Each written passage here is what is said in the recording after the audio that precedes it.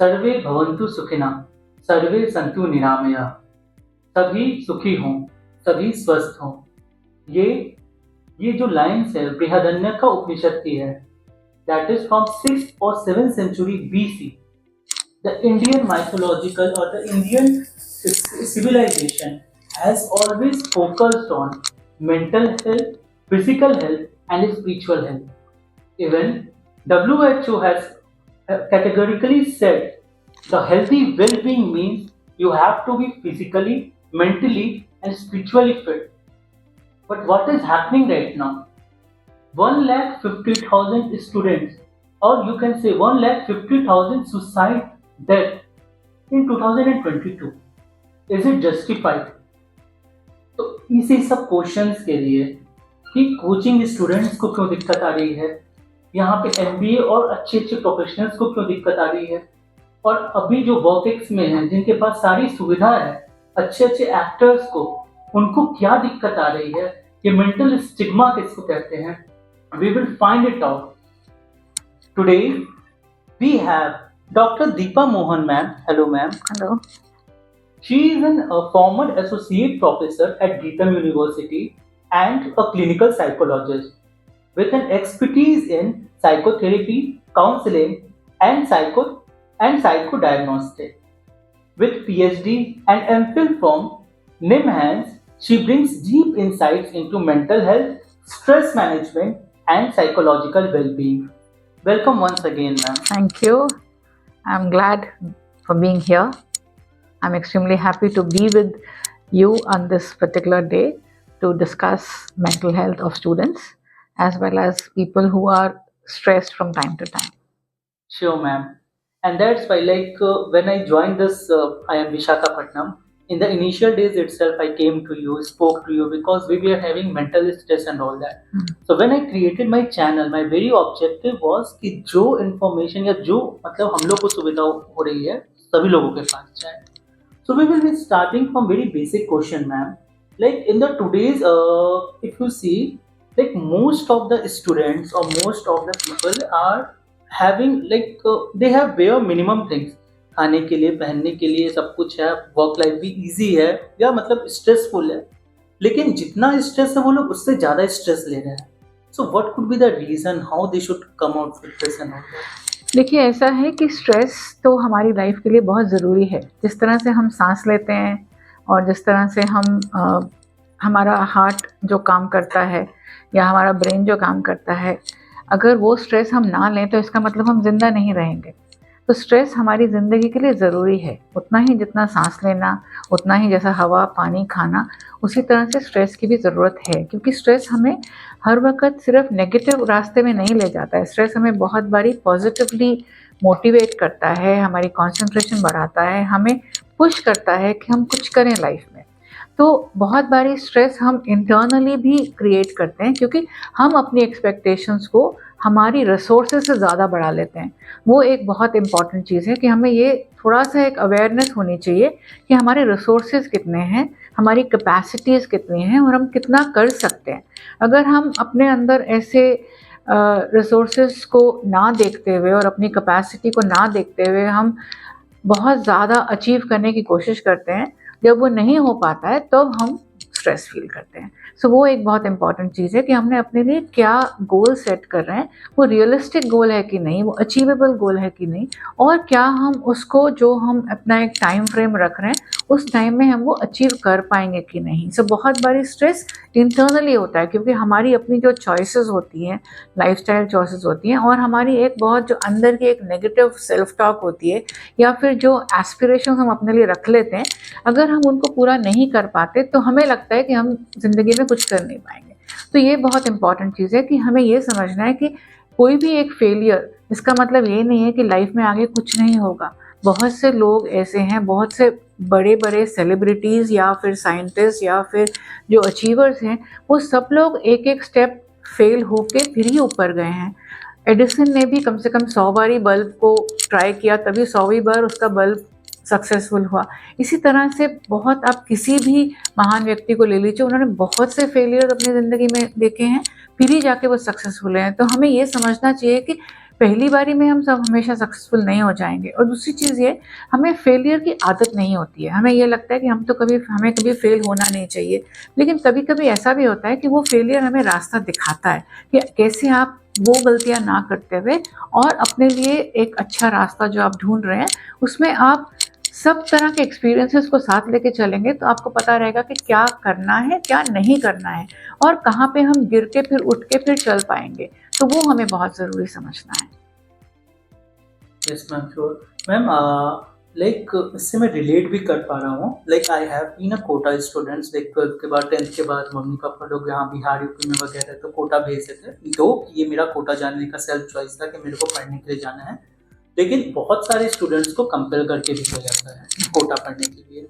Second thing कि like after engineering में तो जो स्ट्रेस होता है, उसके बाद मैंने सिविल सर्विसेज की भी तैयारी की। 5 years I have invested in that. वहाँ का अलग स्ट्रेस था। तो मैं एक एक करके सारी कोचिंग इंडस्ट्री पे आपको ले जाऊंगा।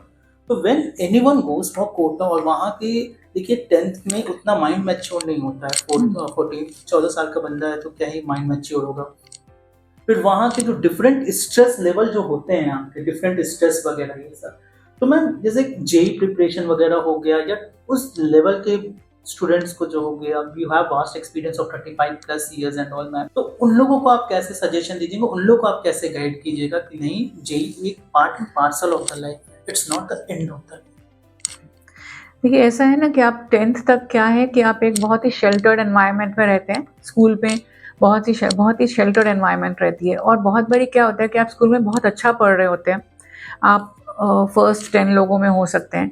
लेकिन जब हम एक दूसरे कॉम्पिटिटिव उसमें जाते हैं, जैसे +1 +2 में या इंटर कह लीजिए, तो उसमें क्या होगा कि शायद कोई ऐसी सब तरह से सब जगह से टॉपर्स आएंगे, तो हम सिर्फ एक हम ही टॉपर नहीं हैं, बहुत से और लोग होंगे जो उतने ही अच्छे या शायद हमसे भी अच्छे होंगे।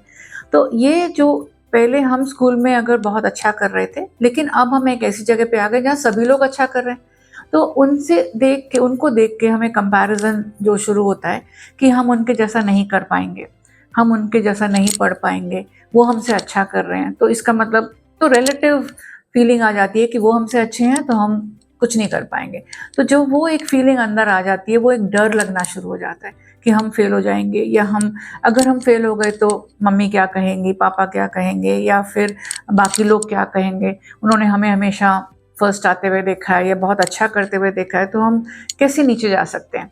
तो वो जो एक नेगेटिव फीलिंग अंदर आ जाती है, वो जो डर बैठ जाता है, उसके चक्कर में जब हम पढ़ने बैठते भी हैं तो वो एक एंग्जाइटी जो शुरू होती है कि शायद मैं नहीं कर पाऊँ, शायद मैं कर पाऊँ, क्या मैं अगर भूल गया तो, या मैं नहीं लिख पाई तो ये जो डर बैठ जाता है वो डर को और बढ़ाते रहता है। जब आप पढ़ने बैठते हैं तो डर लगता है, एग्ज़ाम लिखते हैं तो डर लगता है, मुझे ठीक आंसर पता है कि नहीं पता है, और फिर सबसे बड़ा इम्पॉर्टेंट ये कि अगर मैं फ़ेल हो गया या फ़ेल हो गई तो लोग क्या बोलेंगे, लोग मेरे मजाक उड़ाएंगे, मेरे फ्रेंड्स मेरा मजाक उड़ाएंगे, वो मुझे एक फेलियर की तरह देखना शुरू करेंगे। सो वो सबसे ज़्यादा अपने को और नीचे ले जाता है, जो डर होता है लोगों का। ओके, और मोस्ट इम्पॉर्टेंट ये है कि पेरेंट्स ने एक एक्सपेक्टेशन से भेजा है, तो मैं उनकी एक्सपेक्टेशंस पूरी नहीं कर पाऊंगी, मैं उनकी जो मतलब मेरे ऊपर उन्होंने इतने ड्रीम्स रखे हैं या मेरे ऊपर इतना खर्चा किया है, वो सब वेस्ट हो जाएगा, तो मतलब मैं किसी काम की नहीं हूँ, किसी काम का नहीं हूँ। तो उसके लिए ही मेरे मन में वो नेगेटिव आइडियाज शुरू हो जाते हैं कि क्यों रहना है, अगर ऐसी ही सिचुएशन है तो वो लोग मतलब मुझे बुरा समझेंगे, तो इससे तो अच्छा है कि मैं चले जाऊं, मैं ना ही रहूं, क्योंकि the life is not worth it. तो इस तरह से सोच के जब वो अपने आप को बिल्कुल अकेला समझने लगते हैं, किसी से शेयर नहीं कर पाते हैं अपनी जो मन की दुविधा है, तब उन्हें लगता है कि कोई एक स्टेप ऐसा ले ले। अब यहाँ पे लेकिन बहुत प्रॉब्लम भी होती है। टू बी वेरी ऑनेस्ट, मैं खुद कोटा में था जब, तो मतलब मैं कहूँ तो कहूँ किसको, लाइक मुझे पता है कि मेरे पेरेंट्स तो सपोर्टिव है, तो मैं उनको कह सकता हूँ, मतलब इन जनरल मैं बता रहा हूँ, जो मेरे दोस्त हो गए, और इन जनरल जो आपका बिहार यूपी साइड और इस साइड थोड़ा ईस्ट इंडिया की तरफ का मेंटालिटी है, you have to be in the topper segment and all that. तो मैं कहूँ तो कहूँ किसको मैं अप्रोच करूँ, और फिर अगर किसी को बोलूँ कि भाई मैंने इनसे साइकेट्रिस्ट से मिला हूँ या किसी से काउंसलिंग कराई हो, तो यहाँ भी दिक्कत आ जाता है, भाई वो तो मेंटल हो गया। तो बेसिकली क्या है कि सिर्फ हमारे यहाँ ही नहीं है, और सब कंट्रीज़ में भी उतना ही है, लेकिन हमारे यहाँ वो स्टिग्मा थोड़ा ज़्यादा है कि अगर हम किसी काउंसलर के पास या किसी साइकेट्रिस्ट या साइकोलॉजिस्ट के पास चले गए तो इसका मतलब हम पागल हैं या फिर हम अपने आप को संभाल नहीं सकते हैं। तो हमें ये समझना चाहिए कि अगर हम ये बात रियलाइज़ कर रहे हैं कि हमें हेल्प चाहिए और हम अपने पेरेंट्स को बोल रहे हैं कि हमें किसी की हेल्प दिलवा दीजिए क्योंकि हमारे को डिप्रेशन हो रही है या हमारे को घबराहट हो रही है या हमारे को डर लग रहा है, तो वो कोई गलत चीज़ नहीं है। बहुत बारी क्या होता है कि आप किसी अनजान साइकोलॉजिस्ट या साइकेट्रिस्ट के पास जाएंगे तो वो शायद आपको अच्छे से समझ पाएंगे, आपको अच्छे से समझा पाएंगे, और जो आपका अपने पेरेंट्स से आप शेयर नहीं कर पाते हैं, कभी कभी अपनी फैमिली से शेयर नहीं कर पाते, वो आप उनसे शेयर कर पाएंगे, बिकॉज वहाँ पे कोई जजमेंट का और हमारे ऊपर कुछ सोचेंगे, हमारे बारे में क्या सोचेंगे, वो नहीं रहेगा। बिकॉज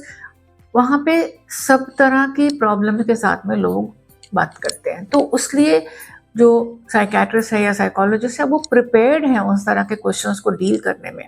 तो इसीलिए उनके पास जाना एज गुड एज आप किसी मेडिकल डॉक्टर के पास जा रहे हो पेट दर्द के लिए या बैक पेन के लिए या सर दर्द के लिए, जैसे आप उनके पास जा सकते हो, जैसे आप बुखार के लिए उनको बता सकते हो, इसी तरह से आप एक साइकोलॉजिस्ट या मेंटल हेल्थ स्पेशलिस्ट को बता सकते हो कि आपको क्या तकलीफ हो रही है या आप कैसे अपनी प्रॉब्लम्स को से कोप अप नहीं कर पा रहे हो, आप कैसे डर रहे हो या कैसे घबरा रहे हो और उस वजह से आप कॉन्सेंट्रेट नहीं कर पा रहे हो और आपको कैसे अकेला महसूस हो रहा है।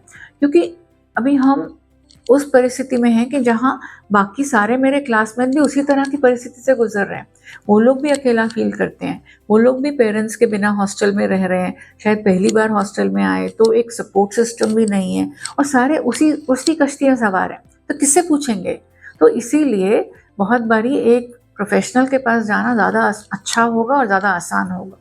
दूसरी चीज़ ये है कि कभी कभी हम अपने टीचर से बात कर सकते हैं, लेकिन कभी अनजाने में भी टीचर्स कुछ एक नेगेटिव कमेंट दे देते हैं, अरे तुम कुछ नहीं कर सकते, अरे तुम्हारे को इतना भी नहीं आता, या फिर तुम क्या करोगे।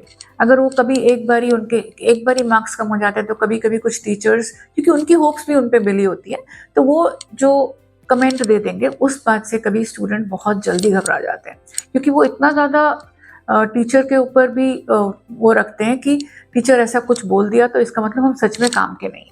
तो बहुत से बारी बच्चे मैंने ऐसे भी देखे हैं जो बिकॉज टीचर ने कुछ कमेंट दे दिया उसके चक्कर में जाके उन्होंने सुसाइड अटेम्प्ट किया, बिकॉज टीचर ने कहा तुम तो किसी काम के नहीं हो, राइट। वो शायद टीचर ने सच में मीनिंग नहीं होगा उसका वो बोलने का, शायद वो भी कभी फ्रस्ट्रेट होकर किसी बात से फ्रस्ट्रेट होकर उन्होंने वो स्टेटमेंट बोल दिया, बट वो ये नहीं चाह रहे हैं ना कि वो बच्चा इस तरह का कोई कदम उठाए, लेकिन वो सोचते हैं कि शायद इस तरह से हम बच्चे को थोड़ा मोटिवेट कर देंगे, बट वो कभी कभी रिवर्स में चला जाता है। तो ये भी बहुत इम्पॉर्टेंट है कि हम किससे बात करें और किससे ना बात करें।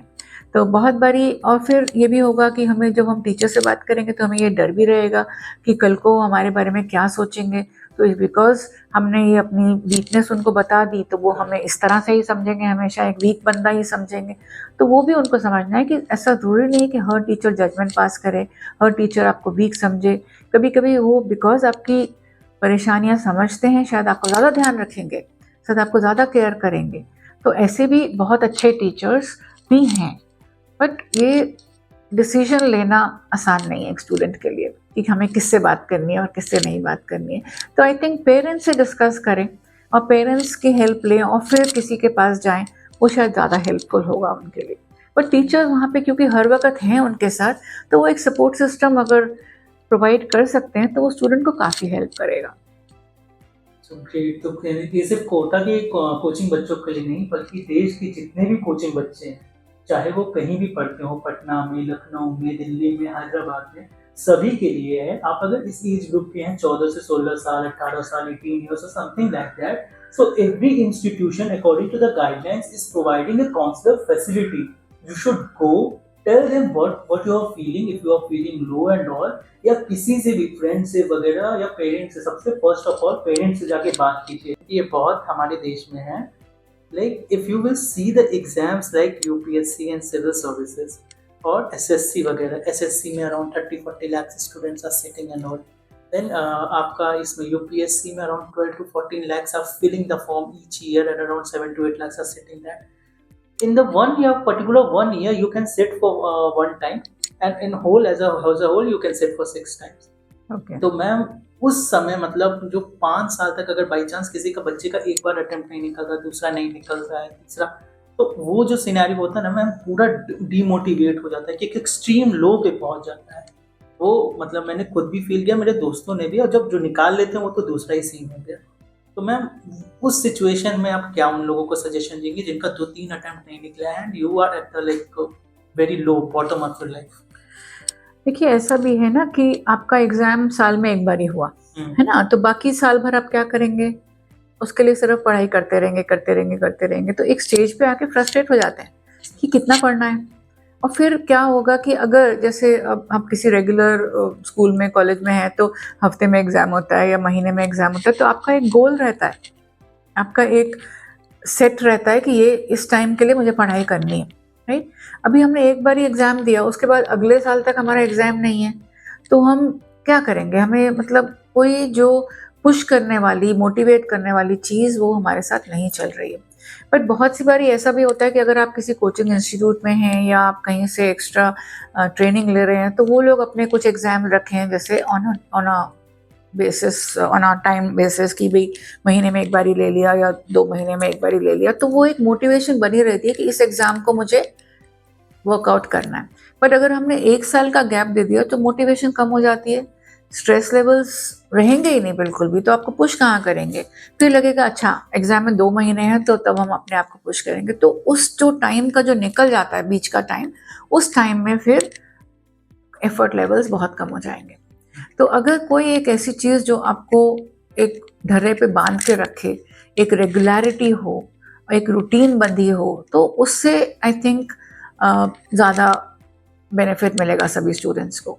तो मेरा मेरा कहना ये है कि मैं मतलब ये कहना चाहूँगी यहाँ पे कि सिर्फ उसी एम पे ना बैठे रहें कि मुझे ये क्रैक करना है, मुझे ये करना है। फोकस होना चाहिए यस, बट अगर साथ के साथ कोई एक ऐसी चीज़ भी जो उनको खुशी देती है, जो उन्हें अच्छी लगती है, वो भी बीच-बीच में कभी उसके लिए भी एक टाइम निकाल लें, चाहे हफ्ते में 1 बारी, चाहे हफ्ते में 2 बारी, कुछ टाइम उसके लिए भी निकाल लें, तो वो फिर एक मोटिवेशन बना के रखेगा। नहीं तो हम सारा वक़्त किताब को लेके बैठे रहेंगे और फिर लगेगा कि अरे! मैंने पढ़ाई नहीं करी, बिकॉज़ आपके मन से वो चीज़ जो लगी है आपके मन में कि मुझे ये पढ़ना है या ये ख़त्म करना है, वो नहीं होता है और आप और कुछ भी नहीं कर पाते।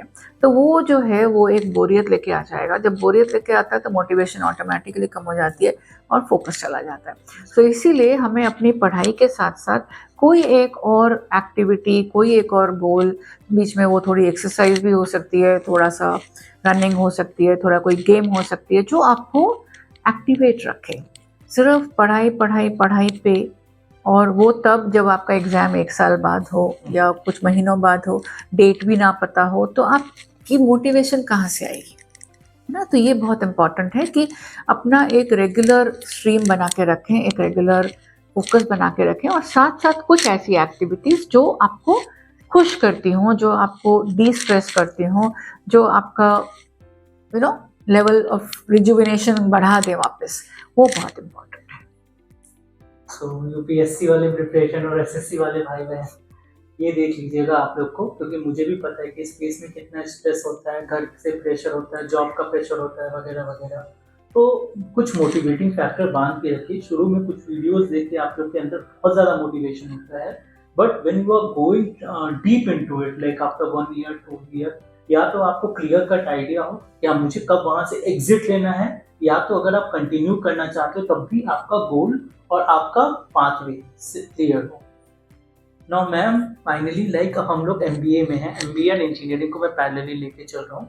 When we are into engineering 6 महीने का एक सेमेस्टर होता है चिल आउट, मतलब एमबीए के कंपैरिजन में चिल आउट लाइफ रहती है, लेकिन 4th ईयर में आते आते when there are many companies coming into picture, recently IIT Bombay के भी like around 35% of students were unplaced till जनवरी और फरवरी according to the data, recent data which I have got. So जब ये वाला सिस्टम आता है, फाइनल ईयर्स में जाके प्लेसमेंट नहीं हो रहे होते हैं, अभी इंजीनियरिंग के कॉन्टेक्स्ट से बात कर रहा हूँ, तो मैम वो भी बच्चे अभी उतने मैच्योर नहीं हो पाते 20 और 21 पे। तो प्लेसमेंट वाले पर्सपेक्टिव को या फिर वहाँ पे फिर आप कैसे उन लोगों को गाइड कीजिएगा इंजीनियरिंग स्टूडेंट्स को? ओके, सो अगर लगता है कि सिर्फ कॉलेज में ही प्लेस होना है, और बहुत बारी ये क्वेश्चन आता ही है कि आपको प्लेसमेंट नहीं मिला, आईआईटी है तो डेफिनेटली अच्छी प्लेसमेंट हो ही जाती है सबकी। लेकिन अगर नहीं मिला, जैसे मैं कल ही एक इंटरव्यू बोर्ड में थी तो वहाँ पे भी यही क्वेश्चंस हमने कुछ आईआईटी स्टूडेंट्स के भी मतलब आईआईटी से पास होके आए हैं, जो उन लोगों से पूछे गए उस तरह के क्वेश्चंस कि आपको प्लेसमेंट वहाँ नहीं मिला। तो ऐसा हो सकता है कि कभी कोई रीज़न से, या तो स्टूडेंट कभी शायद उतना अच्छा ना हो कुछ कुछ सब्जेक्ट्स में, या फिर पर्टिकुलरली जो उनकी पसंद हो वो उन्हें ना मिल रहा हो, या फिर जैसे कुछ स्टूडेंट्स ऐसा भी है कि मतलब वो कुछ टाइम या फिर वो एमटेक करना चाहते हों तो उस वजह से वो ना बैठ रहे हों अपनी प्लेसमेंट के लिए। या फिर मोस्ट इम्पॉर्टेंट है कि आजकल बहुत सी जगह स्पेशली जैसे मैकेनिकल इंजीनियर हो गया या कोई और कुछ पर्टिकुलर ब्रांचेस में, उनके पास उनके कोर सब्जेक्ट में कुछ ज़्यादा जॉब्स मिलते नहीं। तो फिर मोस्ट ऑफ द टाइम वो लोग सिर्फ सॉफ्टवेयर के लिए ही जा रहे हैं, बिकॉज वही अवेलेबल है ईजिली। तो बहुत से लोगों को वो पसंद नहीं है, तो उसके लिए भी वो शायद ना जाना चाहे। तो हमें ये समझना है कि मेरा एम क्या है लाइफ में, मेरा गोल क्या है। क्या मैं चाह रहा हूँ कि कुछ एक चीज़ मिल जाए एज ऑफ नाउ, मैं वहाँ से शुरू करूँ और फिर आगे मैं जो मुझे उससे बेटर मिलता है उसमें चले जाऊँ। अगर हो सके तो आगे पढ़ना है तो एमबीए करना है या कुछ और करना है, तो उसके लिए भी अपने को टाइम चाहिए। तो मैं भी 1 साल उसके लिए प्रिपरेशन के लिए और बाकी चीज़ों के लिए दे दूँ। तो वो थोड़ा सा अपने माइंड में क्लैरिटी लेके आएंगे तो आई थिंक उनके लिए वो बेटर होगा। बहुत बारी क्या होता है कि बिकॉज़ वो मतलब कोर्स में हैं और फिर हो सकता है उनके पेरेंट्स ने लोन लिया हो या फिर वो सब चीज़ें हो, तो या फिर प्रेशर होता है कि अभी-कभी तुम जॉब ले लो क्योंकि कुछ फाइनेंशियल इश्यूज भी होंगे। तो उसमें उनको अगर वो जॉब पहले करके उसके बाद में अगर वो चाहें आगे पढ़ना चाहते हों 2-3 साल के बाद में, वो अपना कुछ थोड़ा पैसा जोड़ के और खुद कर सकते हैं, तो वो एक पॉसिबिलिटी होगी। बट अगर वो जैसे प्लेस नहीं हुए हैं और फिर वो एक ऑब्वियसली डिसअपॉइंटमेंट है कि मुझे नहीं मिला इतनी अच्छी इतने अच्छे। ये भी होता है ना मैम कि 12th तक तो सारा डिसीजन पेरेंट्स लेते हैं। इंजीनियरिंग करने के बाद पता चलती है कि भाई मेरे को इस लाइन में तो जाना ही नहीं था। अब पेरेंट्स को भी वो कैसे बताएं, ये भी दिक्कत हाँ, होती है। बहुत से बच्चे ऐसे हैं जो उस समय पे आके रादर फर्स्ट ईयर से ही उन्हें लगने लगता है, सेकेंड ईयर से लगने लगता है कि मैंने गलती कर दी इसमें आके। बट कुछ लोग तो छोड़ भी देते हैं बीच में, कुछ लोग मतलब जस्ट मैनेज कर लेते हैं, कुछ लोग ठीक है अब कर रहे हैं तो अच्छे से कर लेंगे करके, चाहे उनका इंटरेस्ट ना भी हो। तो उसके बाद में या तो वो फिर बाइफर्केट करके एमबीए में जाएं या फिर कोई और कोर्स में जाएं जो उन्हें पसंद हो, वो भी एक ऑप्शन है। दूसरी चीज़ ये है कि बहुत बारी बाहर निकल के भी उन्हें ऑप्शंस मिलते हैं, ऐसा नहीं है कि ऑप्शंस नहीं हैं, बट वो ये है कि उनको एक थोड़ा होपफुल रहना पड़ेगा। कभी कभी अपनी एक बहुत इम्पॉर्टेंट चीज़ है कि आप सेल्फ अवेयर रहो, ये जानो कि आपके अंदर क्या क्या चीज़ें कम हैं औरों के कंपैरिजन में। तो अगर आप ये देख लो कि मेरे साथ शायद ये लैंग्वेज मुझे ठीक से नहीं आती है, या फिर मेरी कम्युनिकेशन स्किल्स अच्छी नहीं है, या फिर मुझे कुछ एक्स्ट्रा कोर्स कर लेना चाहिए so that I am a better I am in a better place, तो वो अगर वो कर पाएँ, अपनी स्किल्स को अपस्केल कर पाएँ, तो शायद इस तरह की प्रॉब्लम से बच जाएंगे। तो बहुत इंपॉर्टेंट है, आई थिंक 3rd ईयर से ही उन्हें ये देखते रहना चाहिए कि हमें किस तरह से अपने आप को अपस्केल करना है। तो बहुत बारी वो एक्स्ट्रा लैंग्वेज अगर उन्होंने कुछ लर्न कर ली हो, इंजीनियरिंग लैंग्वेज कोई भी, और या फिर उन्होंने अपनी कम्युनिकेशन स्किल को वर्क किया हो और थोड़ा अपना कॉन्फिडेंस बिल्ड किया हो, और ऑब्वियसली अपना जो उनका सीजीपी है उसको भी एक अच्छी रेंज में बिटवीन 7 और 8 पॉइंट्स रखें, तो अगर 8 से ऊपर होगा तो और भी अच्छा है। बट बहुत बारी कंपनी सिर्फ आपका सीजीपीए नहीं देखते हैं, वो आपके एक्स्ट्रा करिकुलर एक्टिविटीज़ देखते हैं, आप टीम एक्टिविटीज़ कैसे करते हो, आप एंथुजियाज्म कितना है, मोटिवेशन लेवल क्या है, अचीवमेंट मोटिवेशन कैसी है, वो देखते हैं। तो इसलिए इम्पॉर्टेंट है कि आप एक रीज़नेबल स्कोर रखें और साथ साथ बाकी एक्टिविटीज़ को भी अपने साथ लेके चलें। So then you become a whole rounded personality, so that would help to get a good placement anywhere. तो वो इम्पोर्टेंट है, आई थिंक वो भी देखना बहुत ज़रूरी है कि हम सिर्फ पढ़ाई पे ना रहें, या फिर और बहुत से बच्चे ऐसे भी हैं जिनको हम देखते हैं कि आईआईटी मिल गया तो अब तो मस्ती करेंगे। तो पहले जो 2 साल उन्होंने अपने आप को इतना बुरी तरह से रगड़ा होता है पढ़ाई के लिए, जब आईआईटी मिल गया या फिर मेडिसिन में अच्छे कॉलेज में एडमिशन मिल गया तो वो थोड़ी सी मस्ती में चले जाते हैं। दैट मस्ती can continue for a long time. और आजकल तो हमारे पास इतने सारे गैजेट्स हैं, टाइम जिसके साथ हम वेस्ट कर सकते हैं, चाहे वो फ़ोन हो गया या फिर लैपटॉप हो गई, लैपटॉप में पिक्चर देख सकते हैं या फिर हम बहुत सी गेम्स खेल सकते हैं। तो बहुत से लोग ऐसे हैं जो एक बार उसमें घुसे तो फिर उनका पढ़ाई का फोकस चला जाता है। तो ये भी एक इम्पॉर्टेंट चीज़ है, क्योंकि जो 12th तक थे तो एटलीस्ट कुछ हद तक पेरेंट्स के कंट्रोल में थे। जब कॉलेज में जाते हैं और कहीं जाते हैं, जैसे अब place like IIT and all, बहुत जगह तो वो अटेंडेंस भी नहीं पूछते हैं, तो आप क्लास भी अटेंड नहीं करते हो, कोई पूछता नहीं है आपको। और इस तरह से धीरे धीरे वो अपने एक शेल में चले जाते हैं, जिसकी वजह से वो बिल्कुल पढ़ाई से उनका फोकस चला जाता है। सो that is also another problem that sometimes students face, because वो एक बहुत ही डिफ़िकल्ट स्टेज में है ना, वो एडोलेसेंट से अडल्ट बन रहे हैं। तो उस वक्त इतनी सारी चीज़ें हैं जो आपको बम्बार्ड करती हैं आपके दिमाग को। हाँ, आपको डिसीजंस लेने हैं, आपको बहुत सी चीज़ें जो हैं अट्रैक्ट करती हैं, कन्फ्यूजन होती है लाइफ के बारे में, और उसी टाइम पे आपको अपना करियर के बारे में भी सोचना है। तो ये सब चीज़ें आसान नहीं है किसी के लिए भी। तो इसीलिए एक फोकस रखना और साथ साथ गाइडेंस लेना बहुत इम्पोर्टेंट है। तो guidance in the sense ma'am क्या रेगुलर फैकल्टी से बात करते रहना या किसी बड़े से बात करते आई थिंक उन सब लोगों को कुछ मेंटरशिप रहती है, किसी भी कॉलेज में मेंटरशिप रहती है। तो अगर वो अपने मेंटर से टाइम टू टाइम डिस्कस करें कि हमें क्या करना है, क्या नहीं करना है, या हमें किस चीज़ में ज़्यादा इंटरेस्ट है, नहीं किसी में नहीं है, वो एक इम्पॉर्टेंट पॉइंट ऑफ डिस्कशन रहेगा। मतलब मेरे साथ कम्युनिकेशन हुआ है, टॉप 30 वाले तो फिर भी थोड़ा कॉन्फिडेंट रहते हैं। जब टियर 2 टियर 3 जब चले जाते हैं ना इंजीनियरिंग में, तो वो अपने खुद में स्केप्टिकल हो जाते हैं, उनका कॉन्फिडेंस लेवल बहुत लो हो जाता है कि भाई मुझे मिलेगा भी कि नहीं कुछ मिलेगा। वही बात है। तो बहुत से कॉलेजेस में एक अच्छी प्लेसमेंट नहीं हो रही हैं, तो लेकिन इस तरह से, तो इसीलिए बेसिकली आप अगर एक लोअर लेवल कॉलेज में भी हैं, एक टायर 2 कॉलेज या टायर 3 कॉलेज में भी हैं, तो भी आप अपनी स्किल्स को अगर आप अपग्रेड करेंगे, तो I have seen people coming in from middle level college also and going abroad and doing a good course afterwards, या फिर उनको एक अच्छी जगह जॉब मिल रही है। बट बहुत इंपॉर्टेंट ये है कि आप अपने ऊपर कॉन्फिडेंस रखें, ओवर कॉन्फिडेंस नहीं, कॉन्फिडेंस रखें, और अपने आप को ज़्यादा से ज़्यादा अपस्किल करने की कोशिश करें। वो इम्पोर्टेंट है। अब इतने सारे कोर्सेज आ गए, कोर्सेरा के कोर्सेज हैं, बाकी कोर्सेज हैं। अगर हम रेगुलरली अपने आप को इन्वॉल्व करेंगे तो आई एम श्योर आप नॉलेज जब बिल्डअप करते हो वो दिखेगी, आपके इंटरव्यू में दिखेगी, आपके बात करने के तरीके में दिखेगी, एंड आपको कॉन्फिडेंट बनाएगी। तो आई थिंक इंजीनियरिंग स्टूडेंट्स आप लोग को बहुत सारा मतलब सॉर्ट आउट हो गया होगा कि करना कैसे। आप किसी भी कॉलेज में हो, अगर टियर 1 में हो तो ओवर कॉन्फिडेंट नहीं रहना है, और टियर 2 और 3 में हो तो अंडर कॉन्फिडेंट नहीं रहना है। रेगुलर अपस्किल करना है खुद को। Now if you have decided your career path कि ठीक है मैंने इंजीनियरिंग की 2 साल जॉब किया, फिर मुझे MBA करना है या जो भी डायरेक्शन में जाना है, कॉम्पिटिशन वगैरह, अब मैं नैरो डाउन करता हूँ MBA स्कोप को, because I am also the part of MBA life and all.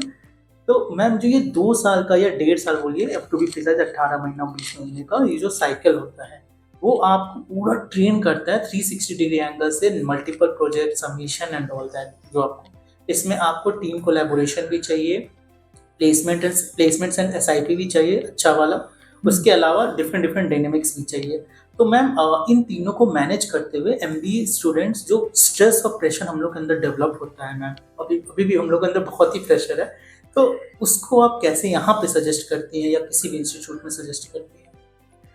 देखिए, आपको ये सब प्रेशर जो आपको ऊपर डाला जाता है या फिर आप लोग फील करते हैं वो प्रेशर, वो कुछ हद तक ज़रूरी है, बिकॉज़ वो आपको हर परिस्थिति से लड़ने की एक तरह की प्रिपरेशन दे रहा है। क्योंकि आफ्टर दिस आप अपने आप से अपनी लाइफ को अपने आप से जीने वाले हो, कहीं एक काम करने वाले हो, उसके बाद अपने डिसीजंस बहुत से हद तक खुद लेने वाले हो, तो एक उसके लिए प्रिपेयर कर रहा है, हर तरह की सिचुएशन के लिए प्रिपेयर कर रहा है। तो वो स्ट्रेस लेवल्स जो हैं वो एज आई सेड कुछ हद तक ज़रूरी होते हैं कि हम आपको ये हर परिस्थिति से कोप करना सीखना पड़े, राइट। अब हम कोप कैसे करते हैं वो बहुत इम्पॉर्टेंट है। हम कभी कोई परिस्थिति से हम घबरा के कोप करेंगे, कभी हम गुस्सा करके कोप करेंगे, कभी हम लड़ जा करके कोप करेंगे। उस प्रॉब्लम का सल्यूशन क्या है? तो एक प्रॉब्लम फोकस्ड कोपिंग होती है, इमोशनल फोकस्ड कोपिंग होती है।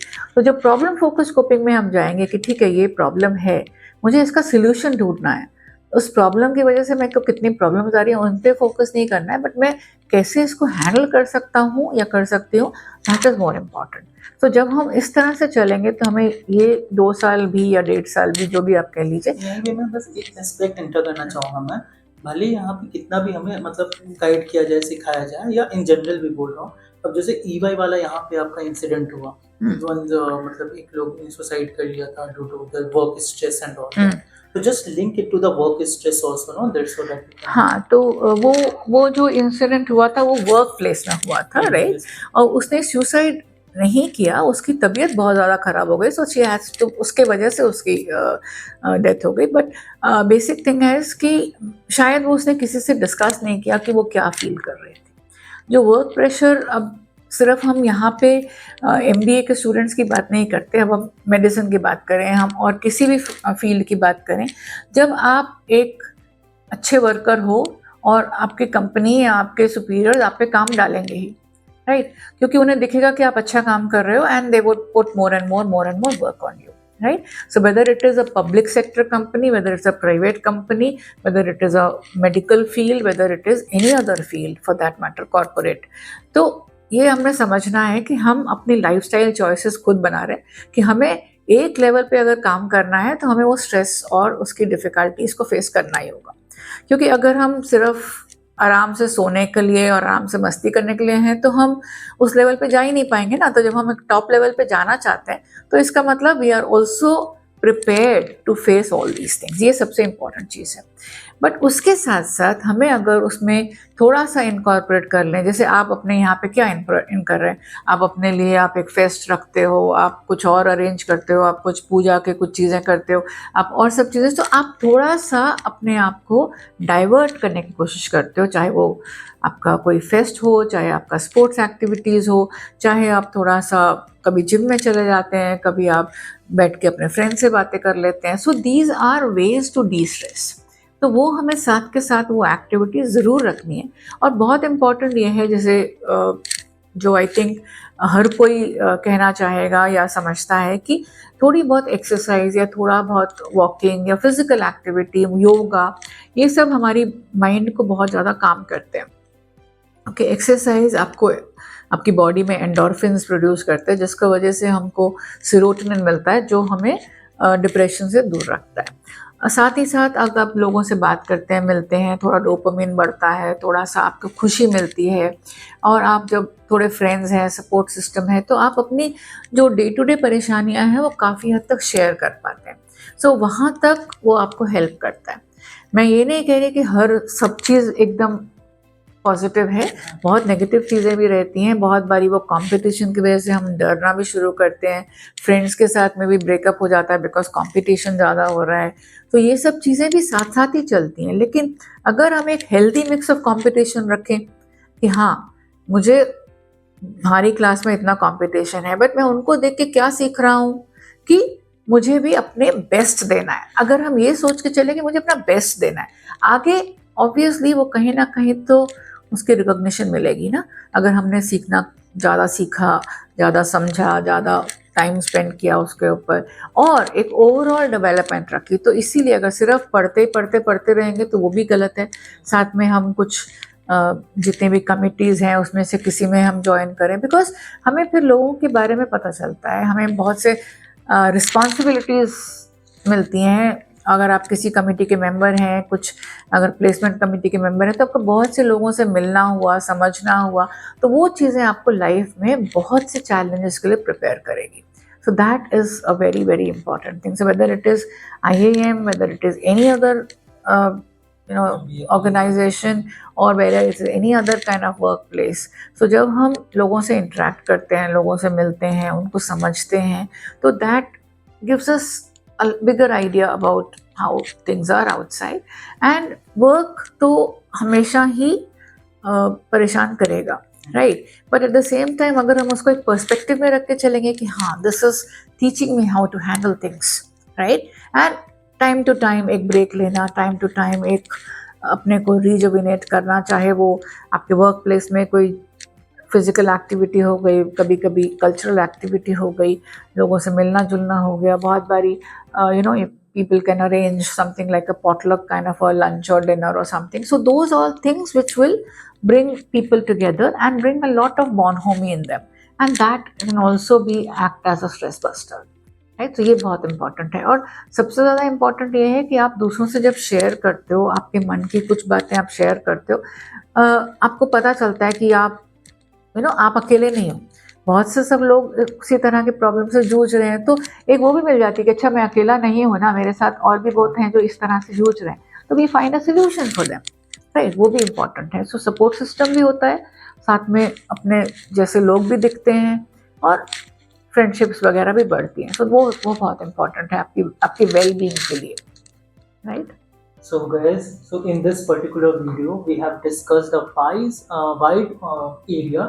So कोचिंग कोटा इंडस्ट्री से लेके कोचिंग इंडस्ट्री से लेके यूपीएससी सिविल्स प्रिपरेशन पे इंजीनियरिंग में आप लोग प्लेसकॉम या प्लेसमेंट एक्टिविटीज के लिए कैसे स्ट्रेस फील करते हैं, तो यहाँ एमबीए लाइफ और कॉर्पोरेट लाइफ के 5 एस्पेक्ट्स हम लोगों ने डील किया।